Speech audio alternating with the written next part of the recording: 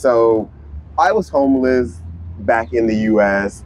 I lost my job, failed out of college, lost my home in about more or less 6 months. I met a Taiwanese woman. We ended up becoming like really close, and I call her Taiwanese Mama.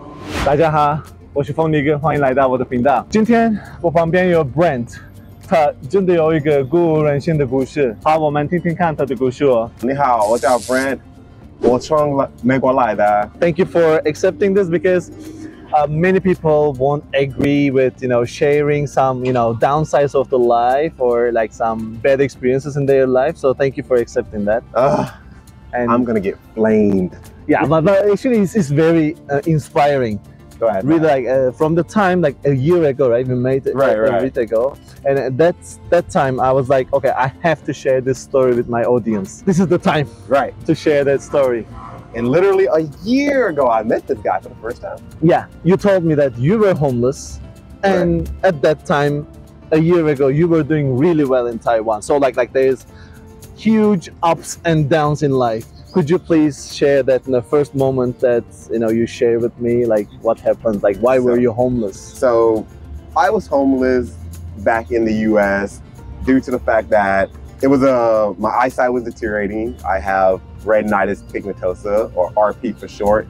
So it's a condition that slowly decreases your vision over time. And while many people don't go totally blind, like you see nothing, you do deteriorate to where some people can only see light, which means you can't see shadows or the faces of even your kids at times.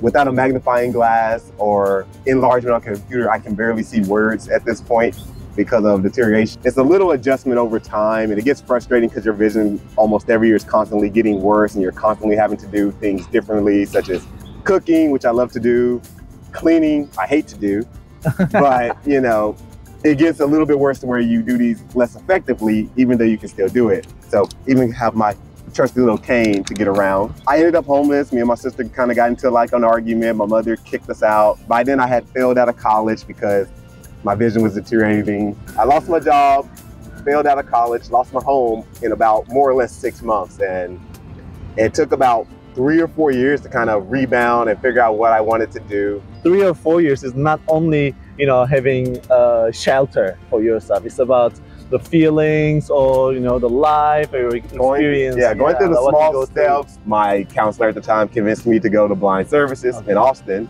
So I got all this new blind technology they gave me, and I slowly bounced back, and I graduated with my bachelor's in 2018. It's bittersweet, and I know it sounds weird, but my mom passed away about a couple weeks before my graduation. So that's sad. Yeah, she passed from brain cancer. So she knew I was graduating, but obviously she never got to see me walk the stage. And then after about 2 years, I got my master's degree.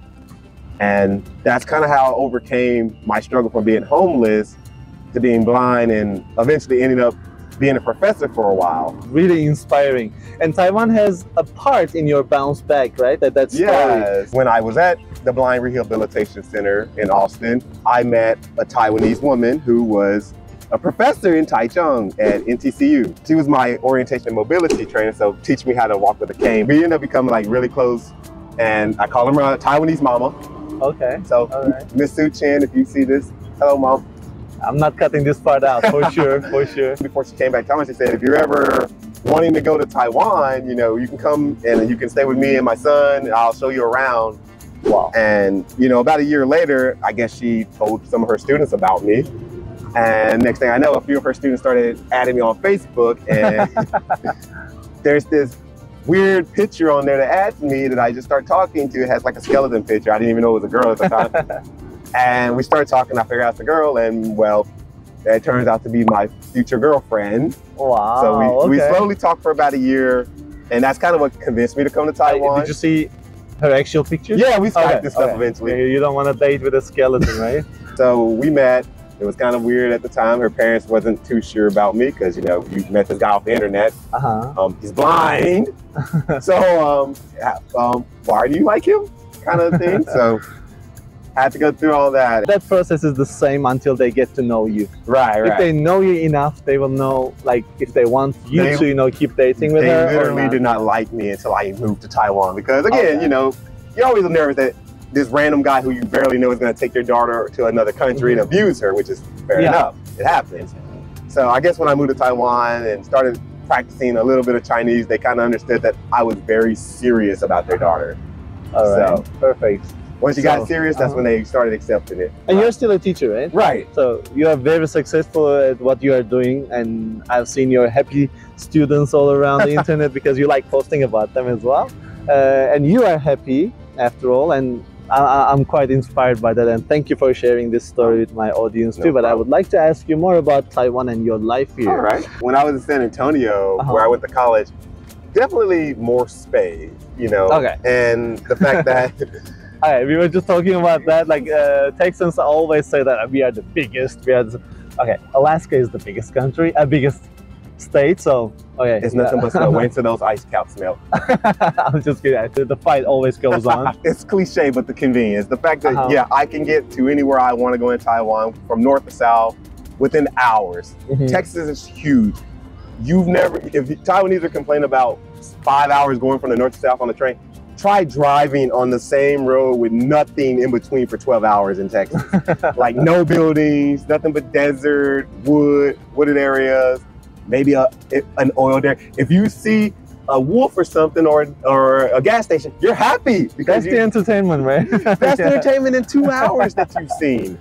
If you're driving. Like most of the traffic accidents happen because of long, never-ending, and then right. You get sensory deprivation. I'm glad I'm blind when it comes to not seeing anything for 12 hours. Play your audiobook and just listen and imagine things. The one thing about my eye condition is that it narrows your peripheral vision. So if I'm looking straight at you right now, I can't see Pineapple Bro right now.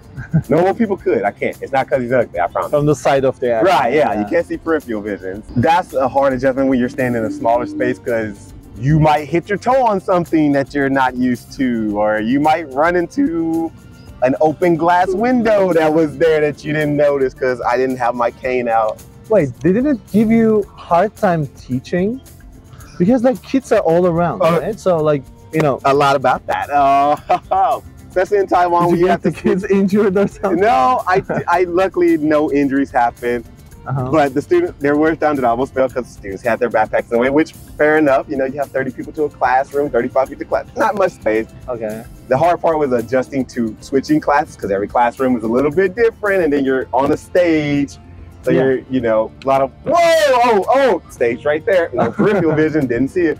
So, and I never really carried my cane to class, because that's always a big explanation that it would take up half the class if I had to explain to them every class and why I would need it. And since I could still see decently enough at the time. But if you bring it to the class, nobody's gonna talk. Nobody's gonna make noise. I've had brought it to class before. I always made sure to introduce it on the first day of school, so hopefully they would understand, like, get your bags out the way if I'm coming through, because I move around a lot in class. I've actually gotten injured jogging before, because if I got a clear path that I'm used to, I can jog without my cane. And I've injured myself on that here in my house. If people see you with a cane, actually they are very cautious. They are. When they see a black foreigner, they're also very cautious. Well, I'm getting stared at regardless. So, it's not really a bigger deal than anything. I can't even see them as much as I used to. So I guess Taiwan's getting used to that, or I'm getting more blind. You be the decision for that one. And comment in the comments what you think about that. Yeah, and if you want to hear more about being black in Taiwan, tune in, because our next interview or next video is about that one. Thank you for sharing this story with me and with my audience, and I'm sure they're gonna appreciate you sharing it, because that is really inspiring. That is really inspiring. Like, no matter how hard you fall, you should know you can bounce back up, and you are the proof of that. Thanks a lot. Thanks, man. And I'll see you guys next time. Bye-bye. Bye, Jan.